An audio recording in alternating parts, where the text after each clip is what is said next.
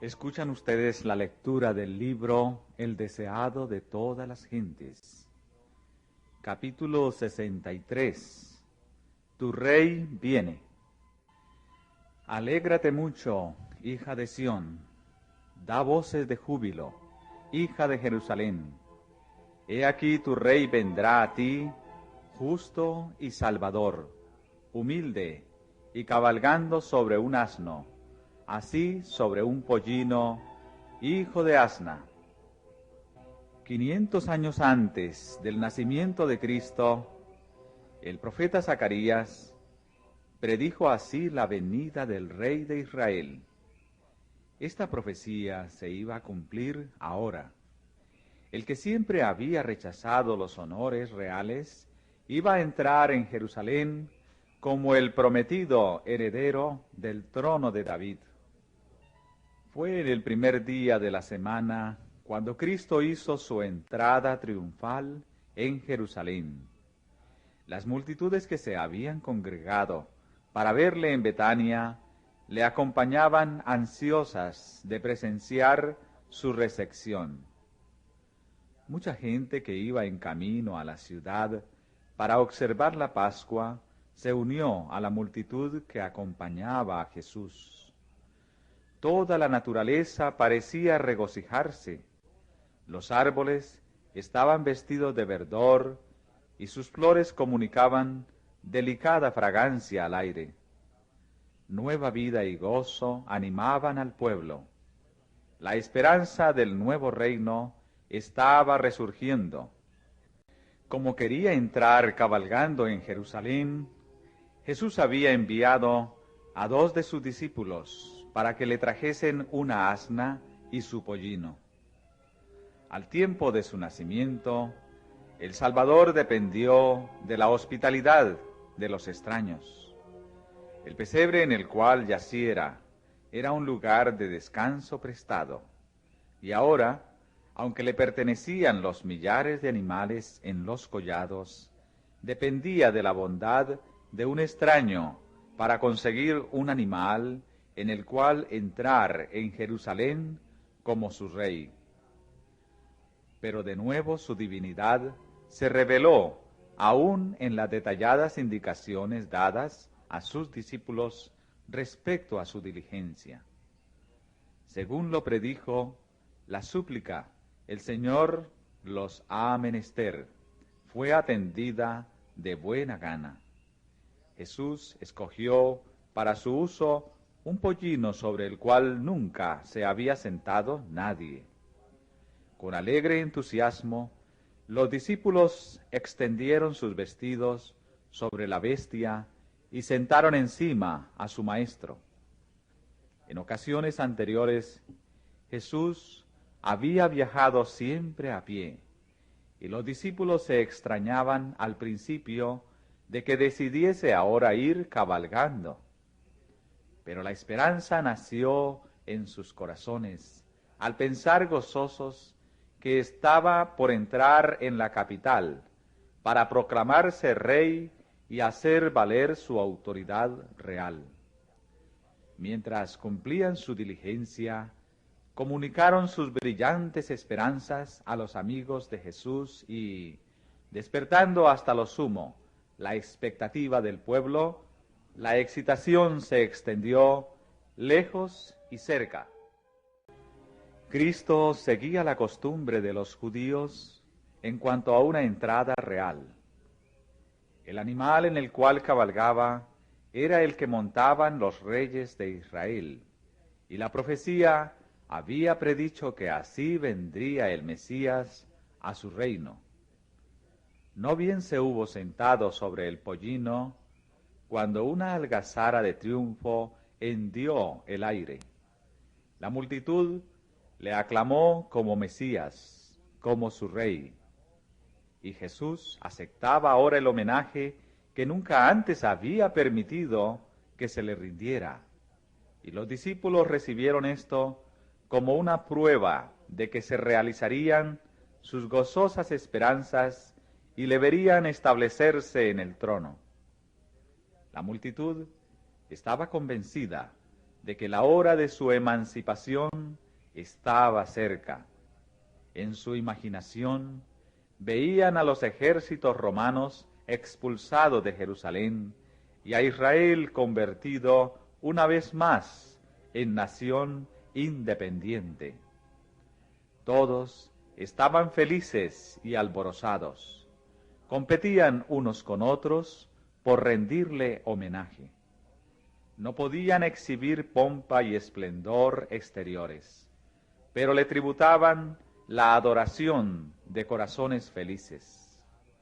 Eran incapaces de presentarle dones costosos, pero extendían sus mantos como alfombra en su camino, y esparcían también en él ramas de oliva y palmas. No podían encabezar la procesión triunfal con estandartes reales, pero esparcían palmas, emblema natural de victoria, y las agitaban en alto con sonoras aclamaciones y hosanas. A medida que avanzaban, la multitud aumentaba continuamente con aquellos que habían oído de la venida de Jesús y se apresuraban a unirse a la procesión. Los espectadores se mezclaban continuamente con la muchedumbre y preguntaban: ¿quién es este? ¿Qué significa toda esta conmoción?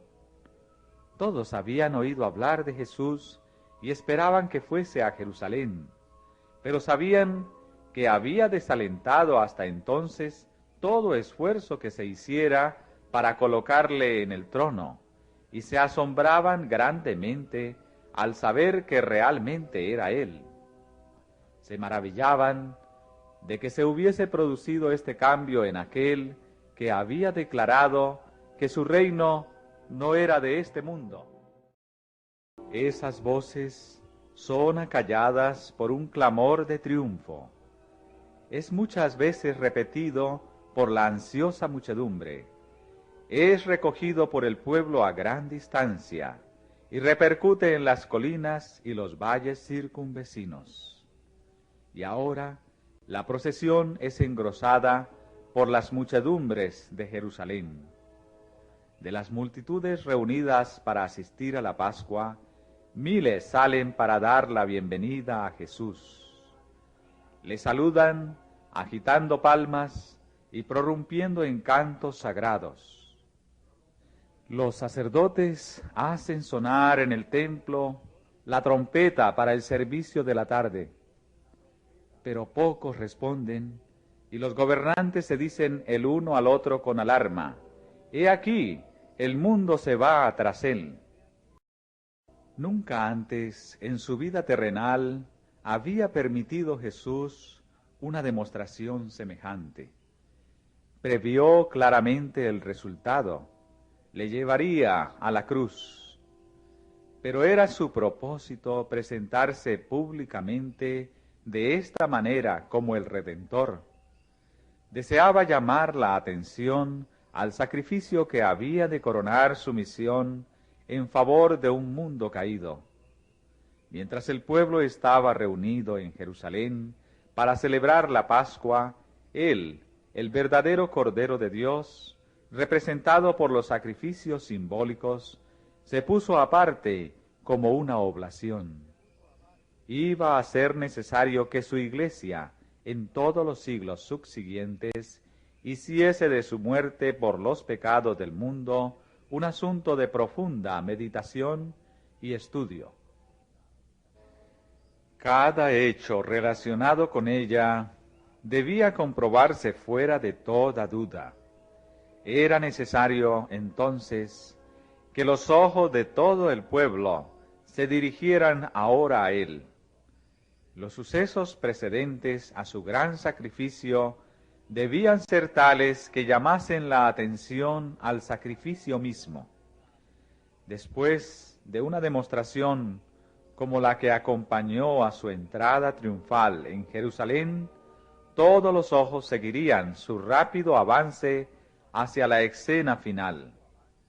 Los sucesos relacionados con la cabalgata triunfal iban a ser el tema de cada lengua y pondrían a Jesús en todo pensamiento. Después de su crucifixión, muchos recordarían estos sucesos en relación con su proceso y muerte. Serían inducidos a escudriñar las profecías y se convencerían de que Jesús era el Mesías, y en todos los países los conversos a la fe se multiplicarían. En esta escena de triunfo de su vida terrenal, el Salvador pudiera haber aparecido escoltado por ángeles celestiales y anunciado por la trompeta de Dios. Pero una demostración tal hubiera sido contraria al propósito de su misión, contraria a la ley que había gobernado su vida. Él permaneció fiel a la humilde suerte que había aceptado. Debía llevar la carga de la humanidad hasta el momento de dar su vida por la del mundo. Este día, que parecía a los discípulos el día culminante de su propia existencia, había sido oscurecido con nubes muy tenebrosas, si ellos hubiesen sabido que esta escena de regocijo no era sino un preludio de los sufrimientos y la muerte de su Señor.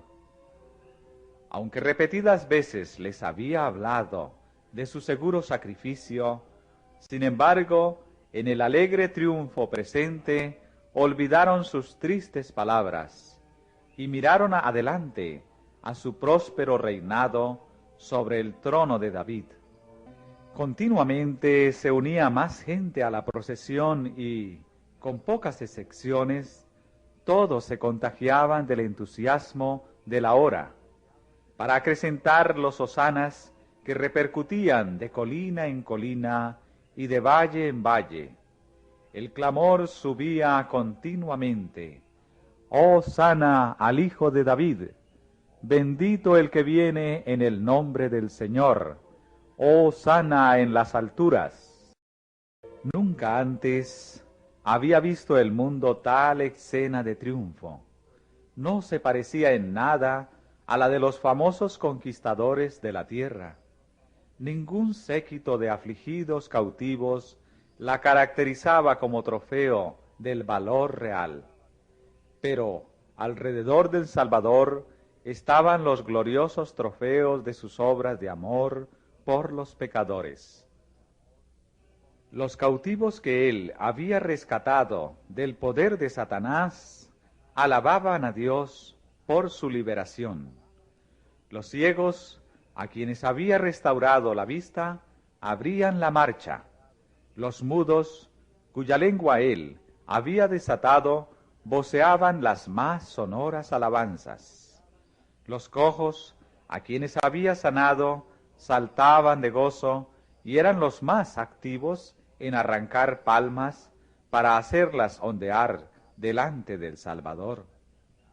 Las viudas y los huérfanos ensalzaban el nombre de Jesús por sus misericordiosas obras para con ellos. Los leprosos, a quienes había limpiado, extendían a su paso sus inmaculados vestidos y le saludaban Rey de Gloria. Aquellos a quienes su voz había despertado del sueño de la muerte estaban en la multitud. Lázaro, cuyo cuerpo se había corrompido en el sepulcro, pero que ahora se gozaba en la fuerza de una gloriosa virilidad, guiaba a la bestia en la cual cabalgaba el Salvador. Muchos fariseos eran testigos de la escena y, ardiendo de envidia y malicia, procuraron cambiar la corriente del sentimiento popular. Con toda su autoridad trataron de imponer silencio al pueblo, pero sus exhortaciones y amenazas no hacían sino acrecentar el entusiasmo. Temían que esa multitud, por la fuerza del número, hiciera rey a Jesús. Como último recurso, se abrieron paso a través del gentío hasta donde estaba el Salvador y se dirigieron a él con palabras de reprobación y amenazas. Maestro, reprende a tus discípulos. Declararon que tan ruidosa demostración era contraria a la ley y que no sería permitida por las autoridades, pero fueron reducidos al silencio por la respuesta de Jesús. Os digo que si éstos callaren, las piedras clamarán. Tal escena de triunfo estaba determinada por Dios mismo. Había sido predicha por el profeta, y el hombre era incapaz de desviar el propósito de Dios. Si los hombres no hubiesen cumplido el plan de Dios, Él habría dado voz a las piedras inanimadas, y ellas habrían saludado a su Hijo con aclamaciones de alabanza. Cuando los fariseos, reducidos al silencio, se apartaron, miles de voces repitieron las palabras de Zacarías. Alégrate mucho, hija de Sión, da voces de júbilo, hija de Jerusalén. He aquí tu rey vendrá a ti, justo y salvador, humilde y cabalgando sobre un asno, así sobre un pollino, hijo de asna. Cuando la procesión llegó a la cresta de la colina y estaba por descender a la ciudad, Jesús se detuvo, y con él toda la multitud. Delante de él yacía Jerusalén en su gloria, bañada por la luz del sol poniente. El templo atraía todas las miradas. Al destacarse entre todo con majestuosa grandeza, parecía señalar hacia el cielo como si indicara al pueblo quién era el único Dios verdadero y viviente. El templo había sido durante mucho tiempo el orgullo y la gloria de la nación judía. Los romanos también se enorgullecían de su magnificencia. Un rey nombrado por los romanos había unido sus esfuerzos a los de los judíos para reedificarlo y embellecerlo. Y el emperador de Roma lo había enriquecido con sus dones. Su solidez, riqueza y magnificencia lo había convertido en una de las maravillas del mundo. Mientras el sol poniente teñía de oro los cielos, iluminaba gloriosa y esplendentemente los mármoles de blancura inmaculada de las paredes del templo, y hacía fulgurar los dorados capiteles de sus columnas. Desde la colina en que andaban Jesús y sus seguidores, el templo ofrecía la apariencia de una maciza estructura de nieve, con pináculos de oro. A la entrada había una vid de oro y plata, con hojas verdes y macizos racimos de uvas, ejecutada por los más hábiles artífices. Esta estructura representaba a Israel como una próspera vid. El oro, la plata y el verde vivo estaban combinados con raro gusto y exquisita hechura. Al enroscarse graciosamente alrededor de las blancas y refulgentes columnas, adhiriéndose con brillantes zarcillos a sus dorados ornamentos, capturaba el esplendor del sol poniente y refulgía como con gloria prestada por el cielo. Jesús contempla la escena y la vasta muchedumbre acalla sus gritos, encantada por la repentina visión de belleza.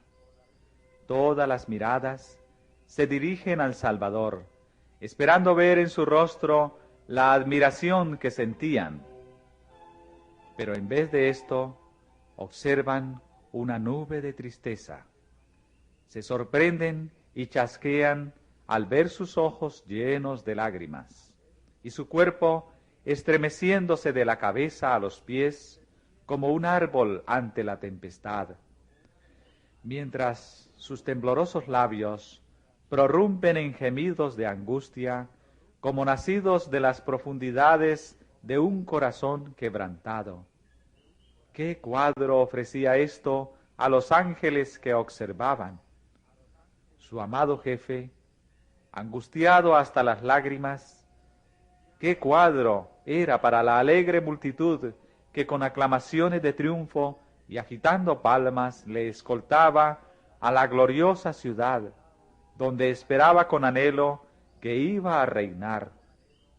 Jesús había llorado junto a la tumba de Lázaro, pero era con tristeza divina por simpatía con el dolor humano. Pero esta súbita tristeza era como una nota de lamentación en un gran coro triunfal. En medio de una escena de regocijo, cuando todos estaban rindiéndole homenaje, el rey de Israel lloraba. No silenciosas lágrimas de alegría, sino lágrimas acompañadas de gemidos de irreprimible agonía. La multitud fue herida de repentina lobreguez. Sus aclamaciones fueron acalladas. Muchos lloraban por simpatía con un pesar que no comprendían. Las lágrimas de Jesús no fueron derramadas porque presintiera su sufrimiento. Delante de él estaba el Getsemaní, donde pronto le envolvería el horror de una grande oscuridad. También estaba a la vista la puerta de las ovejas, por la cual habían sido llevados durante siglos los animales destinados a los sacrificios. Esta puerta pronto habría de abrirse para él, el gran Cordero de Dios, hacia cuyo sacrificio por los pecadores del mundo habían señalado todas aquellas ofrendas. Estaba cerca el Calvario, el lugar de su inminente agonía. Sin embargo, no era por causa de estas señales de su muerte cruel por lo que el Redentor lloraba y gemía con espíritu angustiado. Su tristeza no era agonía. El pensamiento de su propia agonía no intimidaba a aquella alma noble y abnegada. Era la visión de Jerusalén la que traspasaba el corazón de Jesús. Jerusalén, que había rechazado al Hijo de Dios y desdeñado su amor, que rehusaba ser convencida por sus poderosos milagros y que estaba por quitarle la vida. Él vio lo que era ella bajo la culpabilidad de haber rechazado a su Redentor, y lo que hubiera podido ser si hubiese aceptado a aquel que era el único que podía curar su herida. Había venido a salvarla. ¿Cómo podía abandonarla? Israel había sido un pueblo favorecido. Dios había hecho del templo su habitación. Era de hermosa perspectiva, el gozo de toda la tierra. Allí estaba la crónica de más de 1000 años de custodia protectora y tierno amor de Cristo, como de un padre que soporta a su único hijo. En aquel templo, los profetas habían proferido sus solemnes admoniciones. Allí se habían mecido los incensarios encendidos, de los que el incienso mezclado con las oraciones de los adoradores había ascendido a Dios.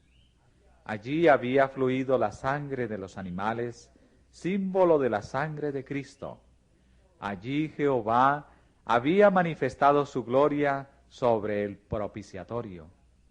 Allí los sacerdotes habían oficiado y habían continuado la pompa de los símbolos y las ceremonias durante siglos. Pero todo esto debía terminar.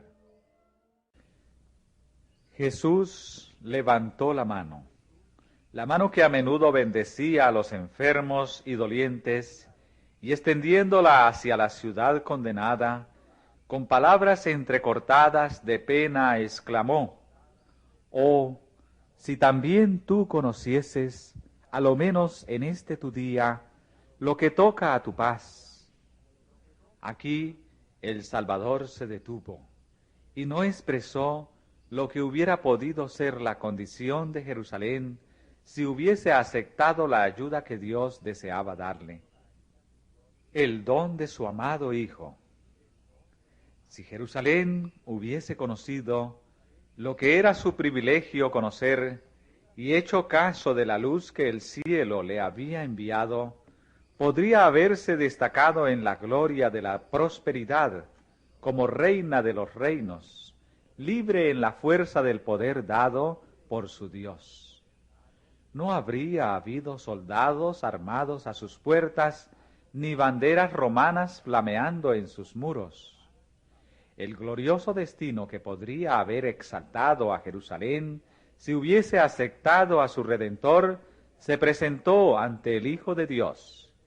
Vio que hubiera podido ser sanada por él de su grave enfermedad, librada de la servidumbre y establecida como poderosa metrópoli de la tierra.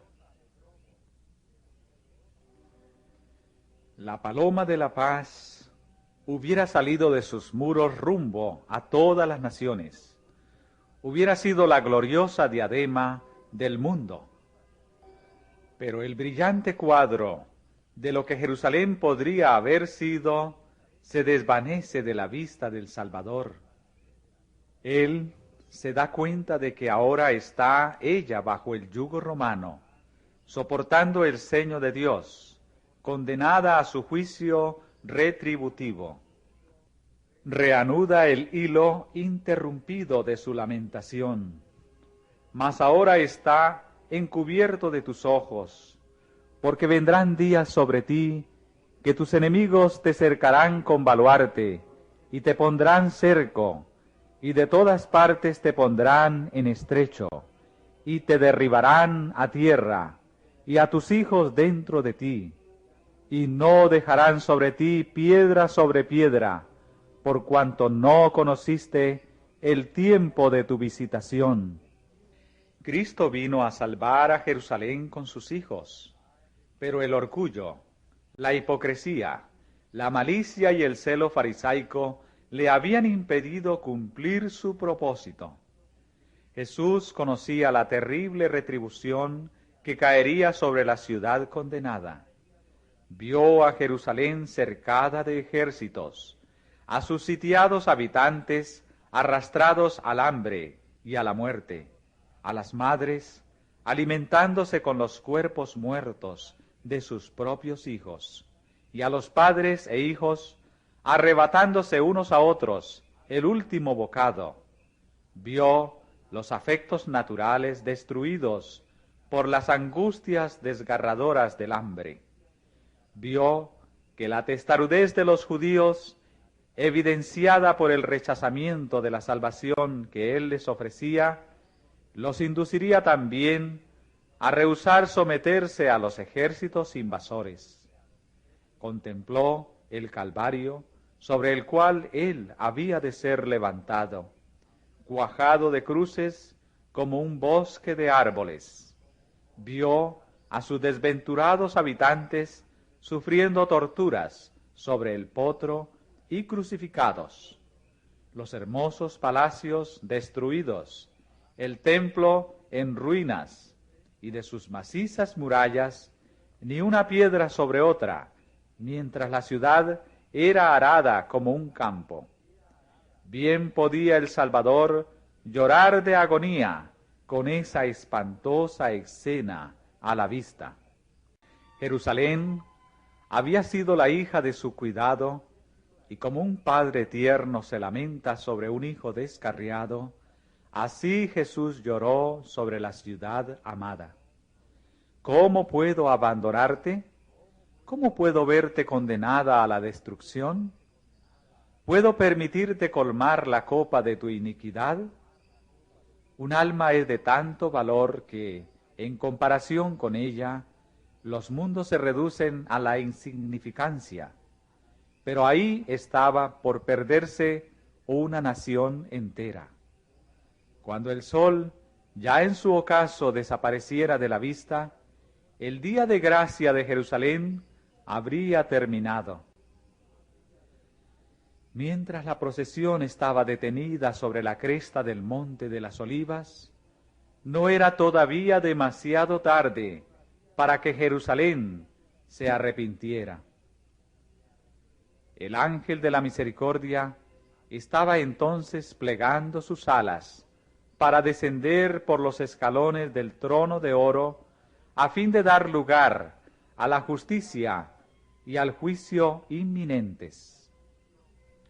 Pero el gran corazón de amor de Cristo todavía intercedía por Jerusalén, que había despreciado sus misericordias y amonestaciones, que estaba por empapar sus manos en su sangre.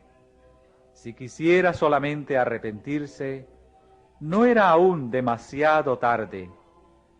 Mientras los últimos rayos del sol poniente se demoraban sobre el templo, las torres y cúpulas, ¿no la guiaría algún ángel bueno al amor del Salvador y conjuraría su sentencia? Hermosa e impía ciudad, que había apedreado a los profetas, que había rechazado al Hijo de Dios, que se sujetaba a ella misma por su impenitencia en grillos de servidumbre. Su día de misericordia casi había pasado. Sin embargo, el Espíritu de Dios habla otra vez a Jerusalén. Antes de pasar el día, recibe de Cristo otro testimonio cuya voz se levanta en respuesta al llamamiento de un pasado profético. Si Jerusalén quiere oír el llamamiento, si quiere recibir al Salvador que está entrando por sus puertas, puede salvarse todavía. Los gobernantes de Jerusalén han recibido informes de que Jesús se aproxima a la ciudad con un gran concurso de gente, pero no dan la bienvenida al Hijo de Dios. Salen con temor a su encuentro, esperando dispersar la multitud. Cuando la procesión está por descender del Monte de las Olivas, los gobernantes la intersectan. Inquieren la causa del tumultuoso regocijo cuando preguntan: ¿quién es este? Los discípulos, llenos de inspiración, contestan en elocuentes acordes, repiten las profecías concernientes a Cristo. Adán os dirá: esta es la simiente de la mujer que herirá la cabeza de la serpiente. Preguntadle a Abraham, quien os dirá: es Melquisedec, rey de Salem, rey de paz. Jacob os dirá: es Siloc, de la tribu de Judá. Isaías os dirá: Emmanuel, admirable, consejero, Dios fuerte, Padre eterno, príncipe de paz. Jeremías os dirá: la rama de David, Jehová, justicia nuestra. Daniel os dirá: es el Mesías. Oseas os dirá: es Jehová, Dios de los ejércitos, Jehová es su memorial. Juan el Bautista os dirá: es el Cordero de Dios, que quita el pecado del mundo. El gran Jehová ha proclamado desde su trono: este es mi Hijo amado. Nosotros, sus discípulos, declaramos: este es Jesús, el Mesías, el príncipe de la vida, el Redentor del mundo. Y el príncipe de los poderes de las tinieblas lo reconoce, diciendo: sé quién eres, el Santo de Dios.